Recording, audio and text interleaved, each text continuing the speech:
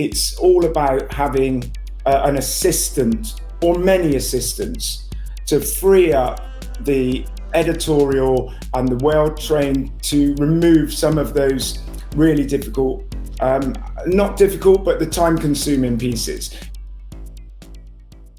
Hi everyone, for today's episode of A Guy with a Scarf, I have the pleasure to have with me one of the top digital innovator in my network, Matt Stagg. Hi Matt. Hi.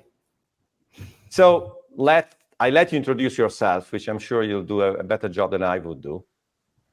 Yes, and firstly, thanks, Carlo. We've spoken many times, and we have a great relationship. And I've been following your podcasts and videos, and I'm really pleased to be here. So, as I said, Matt Stagg, I'm a media and entertainment innovation specialist, former BT Sport, Warner Brothers Discovery, where I was director of mobile and immersive technologies, amongst other things. And previous to that, I was the head of media and entertainment for EE, the UK's largest mobile service provider. Yeah, and we have discussed recently in the last 1 year a lot about AI in different forms. Obviously, generative AI took the attention, but AI is many things. I also wrote a book about it. I think there are three areas that I know you have a better view and vision about that I would have. And because of your background, the first one I want to talk about is AI in production, obviously media production. Mm-hmm. What's your view there?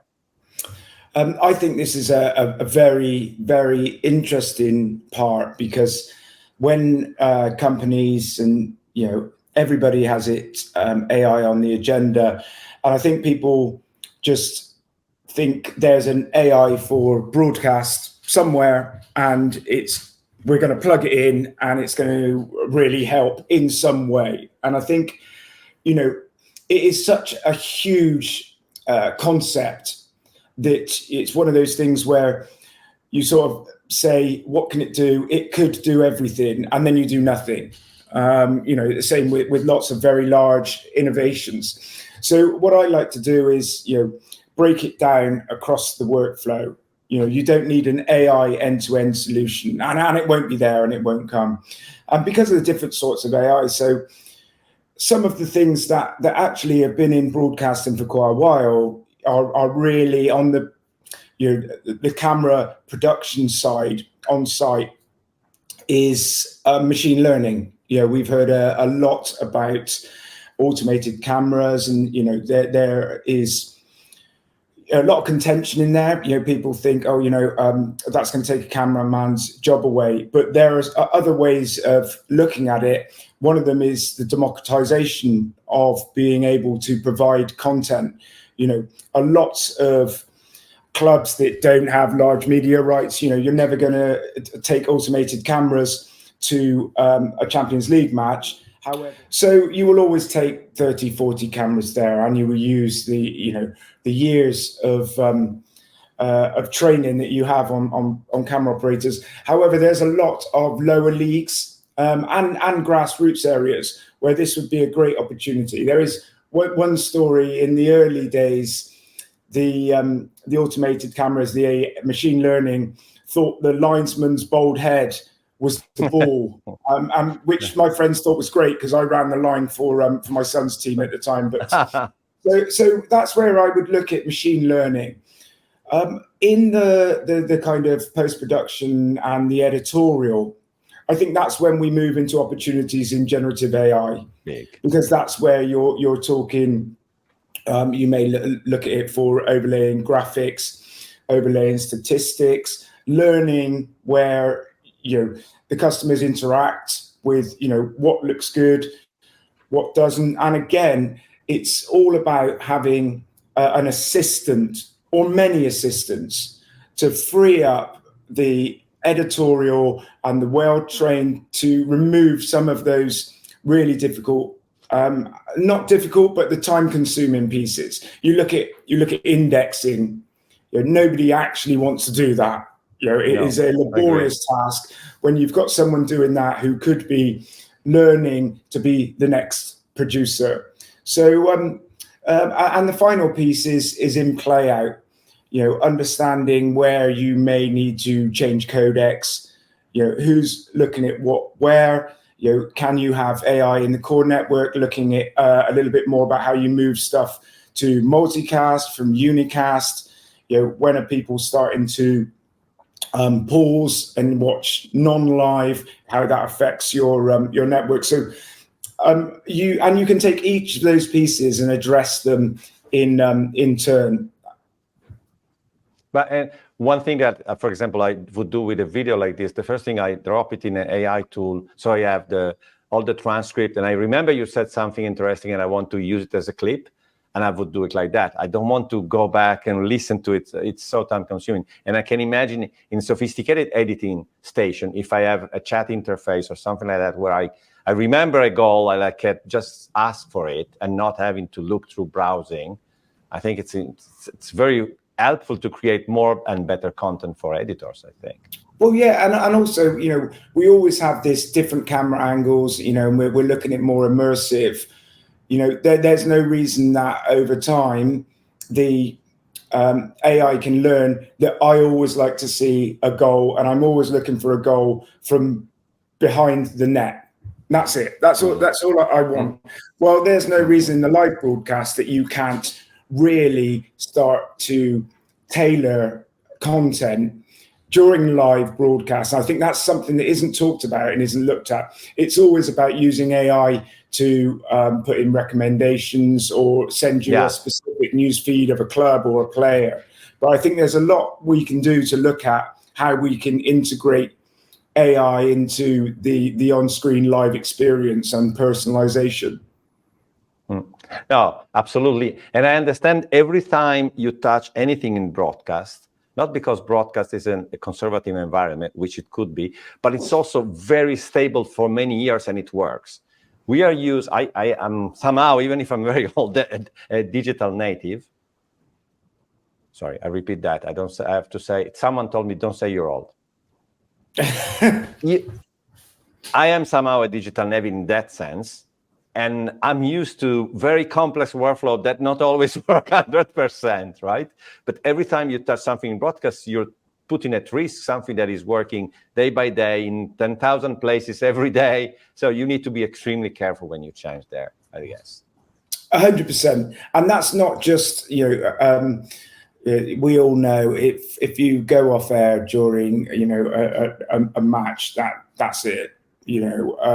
That's your reputation gone almost, or certainly damaged. But we still need to look at the human element in all of this, and also the skills gap. I don't see AI taking anybody's job. What I do see is someone who knows about AI taking someone's job who doesn't. Yeah, no, for sure. And another area that you talked to me about, and I was a bit, I don't want to say surprised, but I didn't have a lot of insight myself, was AI in sustainability. What's the relationship? What's the advantage or the potential opportunities there? Yeah, I think that there's a number of interesting pieces. So that there's a lot of potential to use AI. I don't know how much it's being looked at. But for instance, I know that Sky are using AI to fine-tune the power and cooling on certain areas where it's being used, not being used, but to be able to monitor that.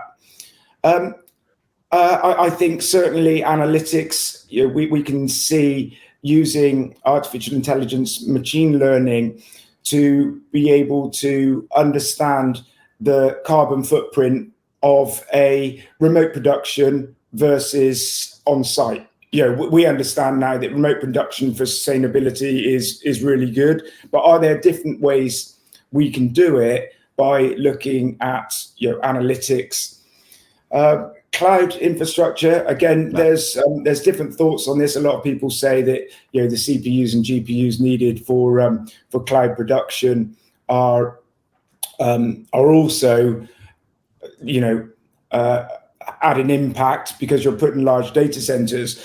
But actually, where can we use AI to understand that, to understand the differences between remote production, on-site, and it's very difficult. And I've worked in this, trying to mark out the actual carbon footprint of a broadcast or a filming. And we can use that to get the information to make informed decisions, not necessarily using AI to do everything for us and make it better, but it will allow us to make informed decisions by taking all of those data points, overlaying them on an opportunity, and perhaps that can help us make the choice between full remote, cloud production, because I think there is a massive gap in knowledge of the sustainability and the carbon footprint of different types of broadcasting production and play out. And I mean, just by observing, every time you start to do this kind of evaluation, they're extremely complex. It's like when you evaluate project from the client or vendor side, the total cost of ownership. You really need to go outside of what you know to really understand the footprint. That's the sophistication, where the amount of data, as you enlarge the field of view, the amount of data is so big that AI, machine learning, is possibly the only way to get, some significant information around it. Yes, because you're going to, and again, this comes back to, you've got somebody in your company who's looking at sustainability. That might be one or two or department, depends on the size of your organization. Well, do you want all of them going down looking at the power and cooling of a specific device in the network that they've had? What is that? Then adding it to other stuff, then comparing it, when you can have 1,000 assistants by getting AI to do that. It's not just doing the heavy loading. It's also doing the stuff that people really find complex and laborious. If you can keep people to use their skills in sustainability and understanding impacts without having to use a spreadsheet to add up all of the carbon footprint and then try and overlay, when that could come out in seconds and allow you to look at how you use that information in an informed way, using human intelligence to be able to make better informed decisions around sustainability. But that seems like a pattern of, very often, I don't want to use words that are too big maybe for this, but future of work. I think this is what happened to me. This is what I'm doing now. It's using these extra human insights and things you accumulated through the years, and then use whatever assistant you can to perform certain tasks. And you always need human intelligence there on any of these. I've had discussions with journalists, and they say we may get an intern or somebody that we're training up to pull together an article, but the editor won't send that out unless he's read it. That's exactly what we're doing here. Yeah. But actually, what you can say there is, you can then move that on a step where you've got lots and lots of interns and researchers doing that. So the human gets to do some of that and up skills. And, we have a massive skills gap. So we actually need to get the human intelligence, up the career progression to manage that skills gap. And I think that's a really interesting point that it doesn't get talked about when we're talking about, we have in our industry, we do have a lot of people nearing retirement, and we don't have enough people coming in. And the other area that when we discuss was fascinating to me is, you're thinking for one of the big scary monster apart from churn, that is piracy. So anti-piracy with AI. You had some ideas there. Interestingly, you mentioned churn there, and piracy is one of the main drivers of churn and lack of acquisition, because if people can get it somewhere else for free, then they tend to do that. So I've been looking at this and doing a lot of research and analysis, and I think there are lots of ways that AI can help in this. And again, it goes back to and this one is really not doing some of that laborious search tasks and finding out information on what's happening, But I think so one of the areas I really think this could help is many of the drives to piracy sites and illegal streams come through social media. And that's a really great opportunity to be able to, trawl through social media in a way that, 100 humans could not do. And then to be able to look at that, to make decisions on, informing how you can block sites, having that relationship through APIs, perhaps with network operators, and work together to be able to take these down a lot quicker than you could before. One of the other things that I found really interesting when I started to formulate some of my thinking around there is, can broadcasters use some of the data that it gets through this kind of analysis to set pricing models? Can you say, actually, who's looking at this? What are they looking at? For a lot of when people are interviewed about this, and maybe they're watching illegal streams, is actually access to things that they don't have. A perfect example in the UK is we have a 3 o'clock blackout by the FA, so we cannot watch 3 o'clock games, and that is why people will go and watch them. So it's not necessarily always a monetization and a commercial impact, and that's quite often what happens, across the piracy. People want early access to watch something when they can watch something. So understanding a bit more about that, we'll see. And it really comes down to analysis, and this is where we can probably start to get one up on pirates. We have to remember that people providing pirated sites also will have access to AI. What we don't want to do is what we have now, which is, that whole whack-a-mole. Something's come up here, we'll shut that down, it's come over here. So combining artificial intelligence, freeing up human intelligence, that gives us a really, really strong armory to be able to do more about this. Because at the moment, there just aren't the people. There aren't the people to be able to do everything. So I think there's some really good opportunities. As I said, using artificial intelligence combined with the human intelligence gives us a much better chance to try and combat this online piracy. But on that, I have to say, from my experience, the moment you start thinking, even if maybe you don't want to call it piracy, extreme password sharing, you need AI to decide, okay, is Matt really sharing his password with someone that he shouldn't or not? It's not just, analyzing the analytics and deciding with a simple engine. On the other end, the fact that the channels on which piracy happens is increasing. I was on researching before the Super Bowl for articles on LinkedIn that I could use to create my own. And I end up in, LinkedIn search is not great, but I ended up in a lot of messages of illegal streaming on LinkedIn, which was like, wow, the first time I saw something like that. You obviously know Twitter, et cetera, is, but LinkedIn, which is, whoa. Now, so, it is a problem. It just shows the prevalence. Yeah.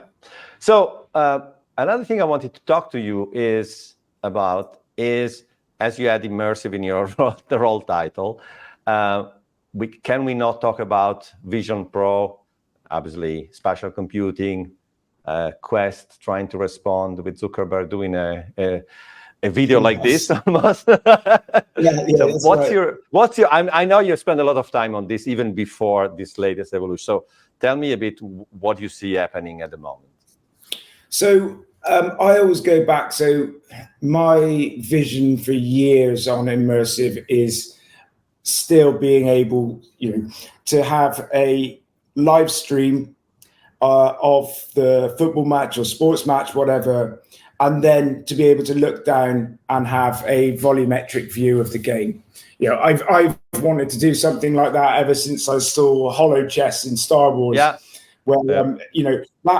is a personal piece of me, and we have done a lot of that, and we've done a lot of demos using augmented reality glasses with when I was at BT Sport, working together with BT Research and Development, and the experience is great. It's expensive, to do. And in order for this to take off fundamentally, and this is the same with many other things across, as I said, I've worked in media and entertainment for mobile, is density of devices. If we don't have a large amount, so if I take the fact that I'm an operator, a broadcaster, sorry. So we look at, great, we can do this. We can use artificial intelligence now to not have to have, millions of pounds worth of cameras to create volumetric images and the GPUs that uses. So we can take it and we could use AI to make a volumetric capture of the game in real time, and that will come. But unless there's enough people who are subscribed to your service that have a VR or AR device, to make it worthwhile, that investment is meaning that it's going to be a long time coming. We know that you could do it with standard devices, so you can have a view. Perhaps you're watching the TV and you can have a look and maybe look at a replay in volumetric through your phone. But that's not a good experience, and you obviously can't watch a match like that. So I think spatial computing is great. I think it will stay as a spatial computing device where you will be watching large screens of your favorite content, and that's great. You can put a Vision Pro or an Oculus on, and you can make your the biggest TV you've got, and that's great. I watched a lot of when we were doing a lot of trials. I watched a lot of the Champions League games using Unreal AR glasses, but just actually watching the TV because it's a great experience. In terms of the very, very deeply immersive, I think that will be a slow burner just because of the cost in CPU and GPU processing time. To be able to do that means that, yes, you'll see a lot of demos, and I think you've probably seen a lot on LinkedIn, but to make a commercially viable solution or application as a content provider, I don't think we're going to see a lot more than being able to watch TV in a headset. And also, especially here in Europe, being football the sport number one, that's a more difficult sport to capture than obviously basketball. I think if you're in basketball, maybe we're okay. Still the issue of the adoption, etc.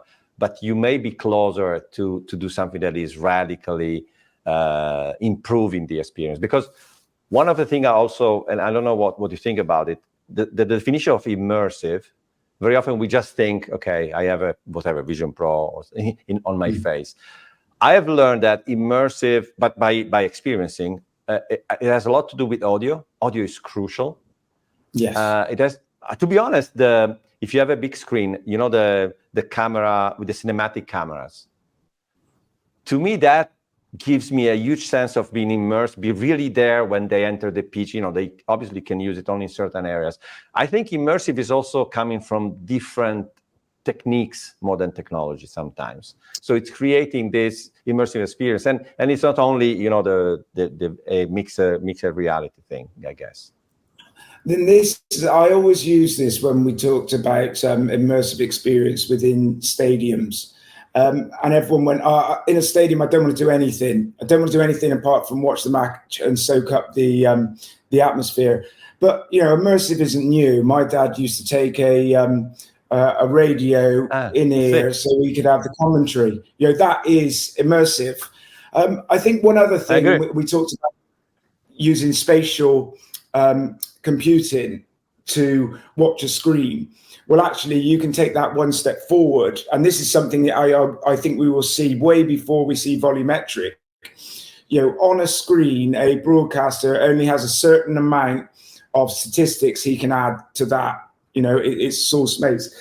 When you have a spatial compute on when you're watching, you have your whole room. I can have the main screen there. I can have statistics there. I can have replays there. I can have the other match then watching over there, and I turn around and the sound changes to there.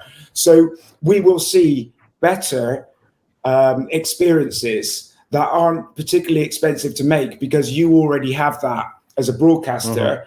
You're not just able to put that on, clearly for a lack of space on your television. So I think that would be something we'll see early that will really drive immersive.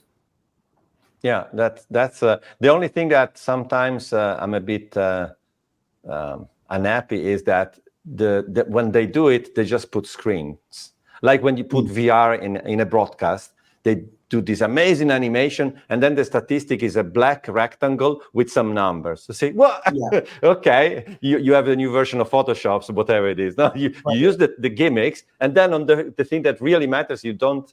And I was thinking, okay, I don't want more screens around my screen. I want maybe statistics for what they are. If it's a comparison, so maybe there's a lot of creativity. It's a new field. I mean, I was thinking as I mentioned this, I was thinking at the Sphere in Vegas, right? Imagine how it is to produce a show in something like that. You really need to change your creativity knobs, I think, right? Yeah. Maybe it's the same. But this is where, I always take Formula One or MotoGP as an example of this, it's very difficult. A broadcaster has to take, a fine line between being able to provide the information that a super fan wants. They want tire pressures. They want absolutely everything. To the person who just wants to watch, the cars going around. So that's where we can, potentially use AI to be able to provide the information that we know those fans have. Because it really comes down to personalization, especially when you have more room to do more things. What you don't want to do, it needs to be tailored to people, and I think that's the key. And that's where even more so AI needs to come in to provide personalization when you have a bigger opportunity to provide more information. I think, to be honest, and I realized it as you were speaking, in those experiences, say with the Vision Pro, personalization is a given. It's obvious that I'm watching something, I will have something to add. It's not like a broadcast, traditional broadcast, impossible, right? Digital, in theory, it should have been possible, but no, maybe there was no business case. Not many people really did it. We had the technology in 2012, then. So, but it didn't happen. Maybe now that it's obvious that you have more space, people will be forced to provide personalization. Otherwise, I mean, I just watch it on an iPad. Why should I put exactly that? And that leads to, one of the elephants in the room whenever we talk about media and entertainment on headsets, is especially live sports. They're a social experience. You very rare or few people want to watch it on their own. There's obviously, if you're going out, you're not wearing a headset. But if I've got everybody round, do I want to have a headset on to provide, I don't know, something else for me, and my mates haven't got it, and they're all chatting and watching the football, and I'm sat there on my own going, oh, this is great. I've got not very popular. Not very popular. I don't care. You might have extra statistics, but you didn't notice we just handed all the beers out. Yeah, totally. So one last thing I wanted to see with you is more about the innovation as methodology, or very often I've seen lately that innovation is kind of a practice, right? Which I think it is. So I remember I was lucky to intercept different pioneering times, the web, mobile, streaming, etc. And innovation, also because of our business, was an urgency. So they had to stop us to be innovative, because that was, you go to a client after a season, can you go there with the same stuff? No. So it's obvious that you have to innovate, at least in our space. You've been with many teams, etc. What's your view on how you make innovation happen, especially in big companies? It's a very difficult one, because you take you take any company. There is a window. There's an envelope of investment. Where do you put that? Do you put that in as you're a broadcaster in creating better entertainment? more games, show more games? Or do you look at how you can innovate to show your premium content and make it look better? I think one of the, it's really an education piece. I think innovation suffers, when there's budgetary constraints and they say, okay, well, we need to keep on air and we think we can get more people if we do this. Or there's someone looking at innovation who thinks they can, in 2 years' time, they can have the next best thing. And the CFO has to make a decision on that. But I think sometimes it can be quite narrow thinking, because you can either be a leader and pick and get that next thing. And we've seen that, especially around, HD and UHD. Or you can play catch up. And playing catch up, sometimes, if you've missed something because you haven't put the money into innovation and then your competitors do, playing catch up can be expensive, and add technical complexity, fragmentation, which all drives more money. And, some of these things are intangible with innovation, because it's very difficult to understand the impact that your innovations are making, because acquisition and churn is very difficult to tell how that's down to innovation, but you cannot stay still. I think it's very complex, to be able to say the value of innovation. And I think as technical people in the media and entertainment industry, we need to be able to formulate that argument better than we probably do. Yeah, maybe it's also on our side. So on one end, it's being short term to being long term, but maybe in a moment where short term is more important sometimes, because the business is maturing, etc., and everybody needs to be measured. Maybe innovation, to be honest, like direct to consumer marketing, is not super easy to to measure sometimes, and certain decisions have to be better, explained to management or to the CFO, and maybe we have to learn, I guess. Yeah, and you don't always have to be first. There are many opportunities to be second and better. That's it. And when do you pull out these innovations? And again, you have to look across the whole ecosystem. Yes, you can invest lots, and people are looking at trials of 8K and all of that. Yes, it will look amazing, but the investment always comes down to the end devices. How many people have 8K that are signed up, that watch football at home? And getting those insights, interestingly, is where you can start to use AI. We came back to this looking at earlier around what people do. And I think the insight you get can really help in making innovation decisions. And I think I always use the term innovation radar. It's important you have a radar on the market or the technology, depending on, or even on the content format. So innovation has many shapes. It's not only technology, because that's the way you intercept. Maybe as a first second, and you can really understand when to change or pivot, transform your business. Well, yeah, I mean, there's innovation in across. There's innovation in rights acquisitions. There's innovation in pricing models. So I think we have to take innovation as a whole thing, and not just we want to do something because we really like playing with technology. And the whole thing of the allowing a culture of failure, especially in innovation, is very important. What you want to be able to do is someone to be confidently say, we had a look at this and it wasn't very good. And I know we've spent X amount of money looking at it, but we cannot continue down this road spending more just because someone's frightened to say this isn't very good. Yeah. No, that's, absolutely. So on this very wise note, thank you, Matt, for talking with me, and it was fascinating discussion. I hope to meet soon at some events. Yeah, absolute pleasure. Thanks for having me. Ciao, ciao. Thank you. Ciao.